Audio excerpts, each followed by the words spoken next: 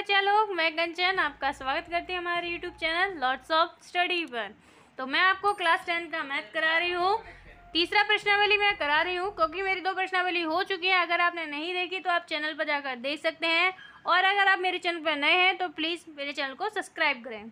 तो देखिए, हमें करना है 3.1, लेकिन हमें इससे पहले इसका बेसिक समझना होगा कि बेसिक ये है क्या, प्रश्नावली का जो नाम है उसका मतलब क्या है। तो देखिए, पहले हम उस चीज़ को समझते हैं। देखिए, पहले हम इसका बेसिक समझते हैं। तो इस प्रश्नावली का नाम है 2 चर वाले रैखिक समीकरण युग्म। तो यहाँ पर हम पहले ये समझेंगे जो चर है, जो चर शब्द है, इसका मतलब क्या होता है।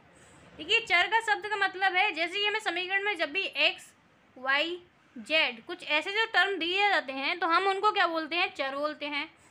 एक होता है अचर। अचर क्या होता है, तो अचर वही होती है जो काउंटिंग होती है, जैसे कि 0 1 2 3 4 इसी तरह हम इन्फिनिटी तक चले जाते हैं, वो होता है हमारा अचर। जब कोई समीकरण इन चरों से मिलकर बनता है उन्हीं को हम बोलते हैं क्या, समीकरण। अब देखिए, हमने यहाँ बोला रैखिक, तो रैखिक का मतलब क्या होता है। तो देखिए, रैखिक का मतलब भी मैंने बताया था आपको। रैखिक का मतलब होता है जिसकी घात कितनी हो, घात हो 1। यानी कोई समीकरण में जो रखा है हमने समीकरण, उसमें सबकी घात कितनी होनी चाहिए, 1 होनी चाहिए। उन समीकरणों का युग्म, युग्म मतलब क्या होता है, उनका जोड़ा, यानी उनका एक जो जोड़ के उन्हें समीकरण बनाया जाता है, उनको एक इक्वेशन में लगाया जाता है, वही हमारा क्या कहलाता है, 2 चर वाले रैखिक समीकरण युग्म। जैसे कि मैं एग्जांपल के लिए आपको बता देती हूँ। एग्जांपल के तौर पर जैसे मैंने आपको बताया 2x + 3y = 5। कुछ इस तरह से इक्वेशन होती हैं जिसमें देखिए x है, y है, चर है हमारे, और घातें कितनी है, 1 तो ये हमारा क्या हो जाता है, ये समीकरण कहलाता है। वही हमने लिखा है यहाँ पर 3x + 4y = 6, तो ये भी क्या हो जाएगा, हमारे एक समीकरण बन जाएगा। लेकिन अगर मैंने यहाँ पर लिख दिया 3x² + 4y² + 5 = 0, इस तरह जो मैंने लिख दिया, ये है तो समीकरण, लेकिन ये क्या हो जाएगा, घात इसकी कितनी है, 2 है। तो घात 2 है तो हम ये समीकरण है, लेकिन इसको हम द्विघात समीकरण के चर वाले समीकरण में ना रखे, रैखिक समीकरण में ना रख के कहाँ रखेंगे, द्विघात में। तो इसका नाम क्या हो जाएगा, 2 चर वाला द्विघात समीकरण। रैखिक ना होकर द्विघात समीकरण कहला जाएगा। तो इसी तरीके का डिफरेंस होता है। अब हमारी जो प्रश्नावली है वो किस पर डिपेंड है, तो वो हमारी इस तरह के समीकरण बनते हैं रैखिक वाले, इसी से हमें प्रश्नावली सॉल्व करनी है। तो देखिए, मैं आपको पहला सवाल कराती हूँ। इसमें पहला सवाल है हमारा, आफताब अपनी पुत्री से कहता है 7 वर्ष पूर्व मैं तुमसे 7 गुनी आयु का था, अब से 3 वर्ष बाद मैं तुमसे केवल 3 गुनी आयु का रह जाऊंगा, क्या ये मनोरंजक है। इस स्थिति को बीजगणितीय या ग्राफीय रूपों में व्यक्त कीजिए। तो हमारा जो पहला सवाल है, पहले तो हम इन सवालों को समझेंगे कि वो कहता क्या है, हमें क्या करना चाहिए, किसमें x किसमें y रखना चाहिए। तो देखिए, पहला सवाल करते हैं। तो देखिए, सवाल आप क्या करेंगे, लाइन लाइन से बारी बारी से हम इसको पढ़ते जाएंगे और उसको सॉल्व करते जाएंगे। तो आप सामने किताब रखिएगा तो ज़्यादा ईजी लगेगा। तो देखिए, क्या लिखा है, आफताब अपनी पुत्री से कहता है 7 वर्ष पूर्व मैं तुमसे 7 गुनी आयु का था। तो पहले तो हमें इनकी आयु पता नहीं है, तो हम क्या करते हैं, मान लेते हैं, यानी कि मान लीजिए, क्या मानते हैं हम, आफताब की आयु, आफताब की आयु। तो आफताब की आयु हमने कितना माना, x, और वहीं हमने आफताब की पुत्री, उसने अपनी बेटी की बात की है, तो हमने कहा आफताब की पुत्री की आयु। तो पुत्री की आयु हमने बोला, इसमें क्या लेते हैं, 2 चर लेते हैं। 2 चर मतलब कि y, यहाँ x ले लिया तो हमने क्या ले लिया, y ले लिया। अब हमने दोनों की आयु लिख ली। उसमें क्या दे रखा था, आफताब कहता है, तो पहले मैं सब दोनों की आयु क्या करती हूँ, इक्वल रख लेती हूँ, फिर वो हम सवाल को सॉल्व करते जाएंगे। तो आफताब अपनी पुत्री से कहता है 7 वर्ष पूर्व। देखिए, 7 वर्ष पूर्व का मतलब है कि हम 7 वर्ष पूर्व यानी पहले हम गए, तो 7 वर्ष जब पहले जाएंगे तो सब एक की एज नहीं घटती, सबकी एज घटती है। जब हम पीछे जाते हैं तो सबकी एज घटती है। इसका मतलब आफताब भी 7 वर्ष छोटा होगा और उसकी बेटी भी कितना, 7 वर्ष छोटी होगी अगर 7 वर्ष पूर्व जाते हैं। और बात की बात करता है तो हम क्या करते हैं, प्लस करते हैं, क्योंकि हम क्या कर रहे हैं, फ्यूचर में जा रहे हैं। अभी हम क्या कर रहे हैं, पास्ट में जा रहे हैं, तो हमें माइनस करनी होती है। फिर बोलता है 7 वर्ष पूर्व मैं तुमसे 7 गुनी आयु का था, यानी मैं तुमसे 7 गुनी आयु का था। जब भी ऐसा कुछ बोला करे, इसमें थोड़ा सा ट्रिक्स क्या होती हैं कि जब ऐसा बोलता है तो हम क्या करते हैं, सामने वाले को उतना ही गुना कर देते हैं। जैसे उन्होंने बोला 7 गुना, तो हमने क्या किया, उसकी बेटी को 7 गुना किया। क्यों? क्योंकि जिस बेटी का जो रिजल्ट निकलेगा उसका जो 7 गुना है वही तो उसकी आयु कहलाएगी। तो जब भी इसमें ट्रिक्स में इसमें क्या है कि जब भी का वाला वर्ड आया करे तो आप पिछले वाले को क्या कर दीजिए, गुना कर दीजिएगा। तो इसी तरह हम आगे सॉल्व करते हैं आगे।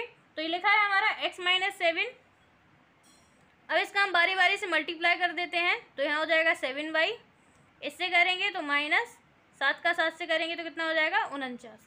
अब मैं क्या करती हूँ, एक्स वाई को अलग कर लेती हूँ और संख्याओं को अलग कर लेते हैं। समीकरण हमारा तभी बनेगा, तो यहाँ x, यहाँ मैं y को लेके आई तो यहाँ प्लस का है तो यहाँ हो जाएगा माइनस का। यहाँ पर माइनस को 49 है, यहाँ से आएगा ये माइनस का है तो यहाँ आ जाएगा तो प्लस का हो जाएगा। x - 7y बराबर, तो इसका घट के कितना आ जाएगा, इसका आ जाएगा 42, माइनस का 42 आएगा। अब हम इसको क्या लाएंगे, इस साइड ले आएंगे, x - 7y माइनस का यहाँ आ जाएगा प्लस का 42 बराबर 0। तो एक समीकरण हमारा ये बन गया। इसको हम लिख देते हैं समीकरण नंबर 1। समीकरण नंबर 2, क्योंकि उसमें दूसरी बात भी उसने बोली है तो क्या बोलता है फिर से। अब देखिए फिर से बोलेगा तो हम क्या करते हैं, फिर से इनकी एज को बराबर रख देते हैं। फिर से बोला अब से 3 वर्ष बाद, अब क्या कर रहा है वो, फ्यूचर की बात कर रहा है। 3 वर्ष बाद, यानी बात का मतलब होता है कि हम 30 साल बड़े होंगे तभी। अब ये आफ्ताब अकेला नहीं बड़ा होगा, पुत्री भी 3 साल बढ़ेगी, यानी एक बड़ा तो दूसरा भी बढ़ेगा।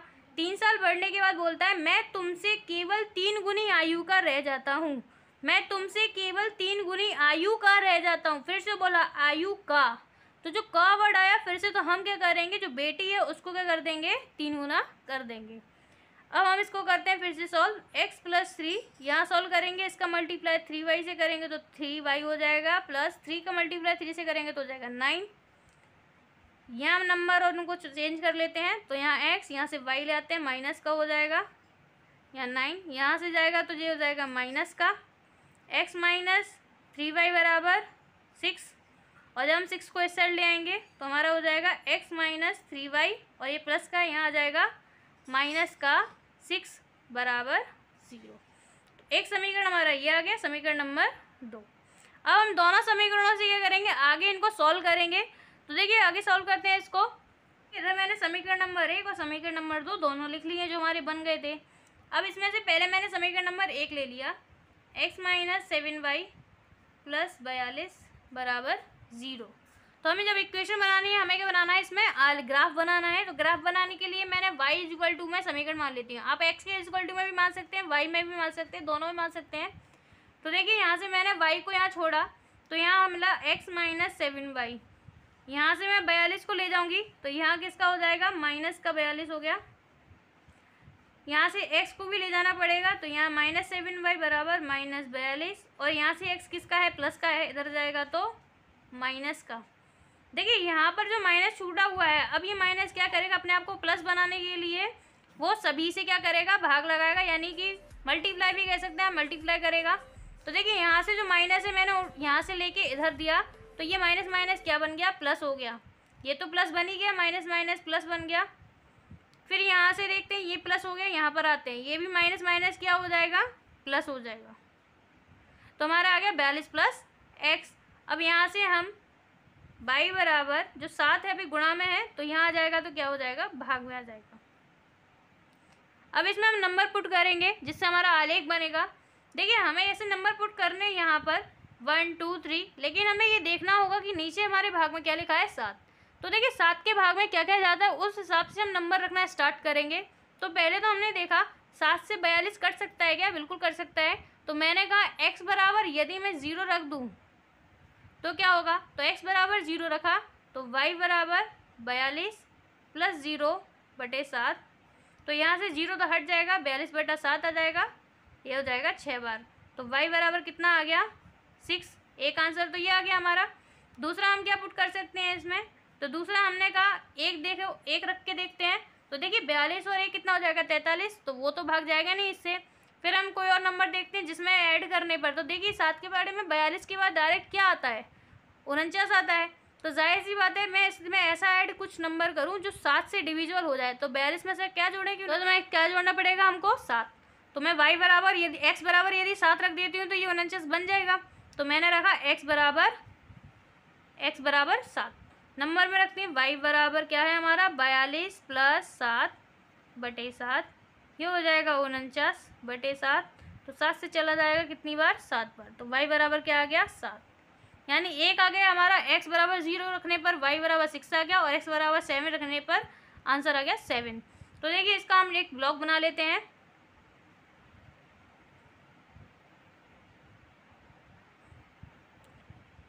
इधर लिख देते हैं x और नीचे लिख देते हैं y। देखिए एक बार नंबर हमने क्या रखा, पहले 0 रखा, तो हमको x बराबर हमने क्या रखा 0, तो आंसर क्या मिला मेरे को 6। तो मैंने यहाँ रखा y बराबर क्या मिल गया मेरे को 6। ऐसे ही रखना है हमें, ऊपर हमने जो पुट किया नंबर और नीचे जो आंसर आया हमारा y बराबर। इसी तरह यहाँ x बराबर हमने कितना रखा 7, तो y बराबर भी कितना आ गया 7। तो यहाँ पर 7 और यहाँ पर भी 7। अब हमने रखा, ये हमारा पहला समीकरण हो गया। अब हमें कौन सा लेना है, दूसरा समीकरण। दोनों समीकरणों को हल करना पड़ेगा। तो अब दूसरा समीकरण लेते हैं। देखिए दूसरा समीकरण है, फिर से हम क्या करते हैं, y को अकेला छोड़ के सारे नंबर उस साइड पहुंचा देते हैं। तो x माइनस 3y, यहाँ पर माइनस का 6 यहाँ हो जाएगा प्लस का, यहाँ माइनस 3y, यहाँ से x को यहाँ भेज देंगे तो 6 माइनस का आएगा, क्योंकि यहाँ प्लस का है तो यहाँ माइनस का। फिर से हमने देखा यहाँ पर क्या है माइनस, यदि यहाँ माइनस है तो वो सबके साथ क्या करेगा, गुणा करेगा। तो यहाँ किया तो माइनस माइनस प्लस हो जाएगा। यहाँ देखा 6 के आगे क्या है, कोई चिन्ह नहीं है, तो प्लस का मानते हैं। तो प्लस और माइनस क्या हो जाएगा, माइनस हो जाएगा। यहाँ पर आते हैं, ये माइनस का है तो ये भी क्या है माइनस का, माइनस माइनस क्या हो जाएगा, प्लस हो जाएगा। अब हम यहाँ देखते हैं 3 क्या मल्टीप्लाई कर रहा है तो यहाँ क्या करेगा, भाग कर देगा। अब हम इस इक्वेशन में अपने नंबर पुट करते हैं। कैसे करेंगे, फिर से वही ट्रिक है हमारा कि हमें देखना है पहले तो क्या 0 से सॉल्व हो रहा है क्या। तो यहाँ देखा 6 क्या 3 से कट जाएगा, बिल्कुल हो जाएगा। तो x बराबर मैं 0 रख सकती हूँ। x बराबर 0 रखने पर तो y बराबर -6 प्लस 0/3, तो क्या आ जाएगा -6/3। तो ये हो गया, तो कितना आ गया, y बराबर -2। देखिए माइनस में आंसर आने में प्रॉब्लम नहीं, क्योंकि हमारा स्केल जो होता है वो माइनस प्लस दोनों में बनती है, तो हम उसको आराम से रख सकते हैं। माइनस में आंसर आने का कोई प्रॉब्लम नहीं है। फिर हम आते हैं x बराबर, अब कौन सा नंबर रखें। तो देखिए इसमें ऐसा क्या नंबर रखूँ, तो यहाँ पर मैं 2 रखूँगी। तो देखिए 2 रखूँगी तो यहाँ पर कितना हो जाएगा, माइनस प्लस माइनस होता है तो 2 जाएगा, तो कितना बचेगा 4। 3 से 4 तो जाएगा नहीं, तो जाहिर सी बात है यहाँ पे मैं 3 रखूँ तो बेटर रहेगा। तो 3 रखती हूँ मैं, x बराबर 3, y बराबर क्या हो जाएगा -6 प्लस 3। यहाँ हमने देखा क्या है हमारा, तो यहाँ से ये माइनस और प्लस क्या हो जाएगा, -6 में से 3 जाएगा तो 3 आ जाएगा माइनस का, और 3 से 3 चला गया तो -1। y बराबर क्या आ गया, -1। तो एक ब्लॉक और बन जाएगा हमारा, एक ब्लॉक और बन गया। यहाँ पर रख देते हैं x और यहाँ पर रख देते हैं y। देखिए पहले में हमने क्या रखा 0, पहले हमने 0 रखा तो आंसर क्या आया -2, तो मैंने नीचे क्या रख दिया -2। फिर हमने x बराबर 3 रखा तो आंसर आ गया -1, तो यहाँ रखा हमने 3 तो आंसर आ गया -1। अब इसी को हम ग्राफ में बनाते हैं। हमारे दोनों समीकरण से सॉल्व कर लिया हमने, और हमने एक उसका ब्रैकेट भी बना लिया है। उसके सहारे से हम क्या करेंगे, ग्राफ बनाएंगे। चलिए ग्राफ बनाते हैं। चलिए इसका आलेख देखिए। देखिए मैंने यहाँ पर दोनों ब्रैकेट रख लिए हैं जो मैंने बना लिए थे, तो मुझे नंबर देखना है। देखिए इसका आलेख बनाते हैं। तो हमने एक लाइन यहाँ खींची और एक लाइन हमने सेंटर में खींची। देखिए हमको नंबर क्या देखना है, हमें इसके नंबर के हिसाब से देखना है। तो यहाँ पर देखिए हमने यहाँ लिखा 0, बीच में क्या है 0, यहाँ पर x होता है, यहाँ पर x डैश होता है, यहाँ पर y और यहाँ पर y डैश। y डैश का मतलब होता है माइनस, और x है तो यहाँ पर है पॉजिटिव। ऐसे ऊपर है y यानी पॉजिटिव, और यहाँ पर नीचे आ जाएगा तो निगेटिव। तो हम नंबर रखते हैं, लेकिन हमें क्या देखना पड़ेगा, ब्रैकेट में देखना पड़ेगा। x हमारा कहाँ तक गया है, x हमारा 7 तक गया है, तो मैं 7 तक बना सकती हूँ। तो यहाँ से मैंने 7 तक बनाया, 1 2 3 4 5 6, और ये आ गया हमारा 7। हमारे यहाँ तक 7 आ गया। हमने देखा हमारा y कहाँ तक जाना है, तो देखिए x डैश माइनस में देख लेते हैं कहीं जा रहा है क्या, कहीं माइनस में नहीं है, तो हम इसको 1 2 तक बना देते हैं। अब हम y पर आते हैं, y कहाँ तक गया है, तो देखिए y हमारा फिर कहाँ तक गया है 7 तक, तो फिर हम इसको भी 7 तक बना देते हैं। 1 2 3 4 5 6 और यहाँ पर आ जाएगा 7। वाई को ऊपर रख देते हैं हम। अब देखिए यहाँ से हमने कहा वाई कितने में है, तो वाई यहाँ देखा हमने माइनस में 2 है ओनली, तो हम 2 तक बना लेते हैं। जितना हमें ज़रूरत है हम उसी हिसाब से बना लेते हैं, -1 और -2। बाकी आप आगे बना सकते हैं, बट जितना ज़रूरत है हम उस हिसाब से बना लेते हैं। अब देखिए हमें नंबर में फिर देखते हैं क्या दिया रखा है। पहले हमने पहला ब्लॉक देखा, क्या रखा है, x बराबर 0 और y बराबर कितना होना चाहिए, 6। हम ऊपर और नीचे देखेंगे, ना कि हमको सिर्फ x देखना है, सिर्फ x देखना है एक नंबर और फिर y का देखना है दूसरा नंबर। ऊपर और नीचे देखना है, तो हमने देखा x 0 है, यानी x पर हम बिल्कुल लाइन पे गए ही नहीं, इस 0 पॉइंट पे ही हैं हम। लेकिन हम y पर कितना गए, y पर हम गए 6, यानी इस लाइन पे तो हम गए ही नहीं, हम कहाँ गए, सिर्फ y पर गए। तो y पर हम कहाँ तक गए, 6 पॉइंट तक गए। तो यहाँ 6 पॉइंट है, इस पर हमने क्या लगा दिया, एक बिंदु लगा दिया, और जिस पर हमने बिंदु लिख दिया 0 और 6, क्योंकि हम कैसे रखते हैं हमेशा बिंदु x और y, यहाँ पर x होता है, यहाँ पर y होता है, यानी पहला बिंदु x रखते हैं और दूसरा हमारा y होता है। अब देखिए अगला देखते हैं, अगला क्या हमारा 7 यानी x पर कितना गए हम, 7। तो ये x वाली लाइन यहाँ पर है पॉजिटिव वाली, तो यहाँ आ गया हम 7। y भी कितना है 7, तो y पर ऊपर गए हम 7। तो देखिए इसके सामने वाली लाइन, इसके देखिए मैं अभी पेन से थोड़ा बहुत कर देती हूँ, लेकिन आपको करना नहीं है, सिर्फ आपको बिंदु लगाना है एग्जैक्ट सामने। तो मैंने यहाँ बिंदु लगा दिया, किसका है ये, 7/7 का, यानी 7,7। देखिए हमारे दो बिंदु बन चुके हैं, तो इन दोनों बिंदुओं को हम क्या करेंगे, मिला देंगे। तो इन दोनों बिंदुओं को मिला देते हैं।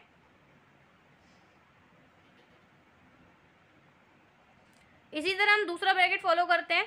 दूसरे में क्या है, x बराबर 0, यानी x पर हम गए नहीं, सिर्फ y पर कितना आया, -2, यानी y पर -2। यहाँ तो हम गए नहीं पॉजिटिव में, ना तो नेगेटिव में गए ना पॉजिटिव में गए, लेकिन हमारा आंसर किस में आया, नेगेटिव में आया। तो y बराबर -2 नीचे आए, तो y बराबर क्या आ गया, -2। कौन सा बिंदु है, 0 -2। देखिए तो हमें बिंदु रखने का तरीका यही होता है सेम। यहाँ पर बराबर है x बराबर कितना है 3 और y बराबर -1। x बराबर 3, पहले तो x बराबर 3 चलते हैं, तो पॉजिटिव है तो पॉजिटिव वाली लाइन में गए, यहाँ आया हमारा 3। y बराबर कितना है, -1। देखिए -1 हमारा y का नेगेटिव कहाँ होता है, नीचे होता है, तो हमने 3 के नीचे और -1 के सामने यहाँ पर हमने बिंदु लगा दिया। तो बिंदु क्या आ गया हमारा, 3 - 1। अब इन दोनों बिंदुओं को मिला देंगे हम, इन दोनों बिंदुओं को मिला देते हैं।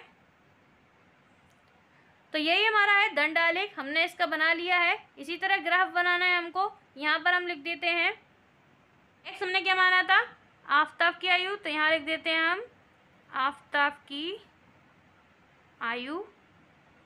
और y को हमने क्या माना था, y को हमने माना था पुत्री की आयु, तो यहाँ मैं लिख देती हूँ पुत्री की आयु।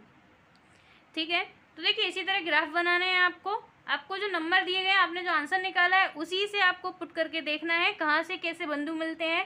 अगर x पर नहीं गए, हम 0 हैं, तो इस बिंदु को हम जाएंगे नहीं, सिर्फ हम किस पर जाएंगे, y। यदि y भी 0 है तो जाहिर सी बात है, जब 0 0 होगा तो हमारा मेन पॉइंट यही रहेगा, x भी 0 और y भी 0, यदि ऐसा बिंदु आता है तो। ठीक है, इसी तरह हमको ग्राफ बनाने हैं। अगर आपको ये पहला सवाल समझ में आया हो, इसके अगले सवाल मैं आपको नेक्स्ट वीडियो में कराऊंगी। अगर आपको आज का सवाल समझ में आया हो तो आप मेरे चैनल को सब्सक्राइब करें, वीडियो को लाइक करें, ज़्यादा से ज़्यादा शेयर करें अपने दोस्तों के साथ, जिससे उनको भी पता चले सवाल कैसे होते हैं। और अपने और आगे वीडियो देखने के लिए आप मेरे चैनल को सब्सक्राइब करने के साथ साथ जो बेल आइकन है उसको भी कर दीजिए क्लिक, क्योंकि हम जब भी मैं वीडियो डालूंगी तो आपको नोटिफिकेशन आती रहे। बाकी आज के लिए धन्यवाद।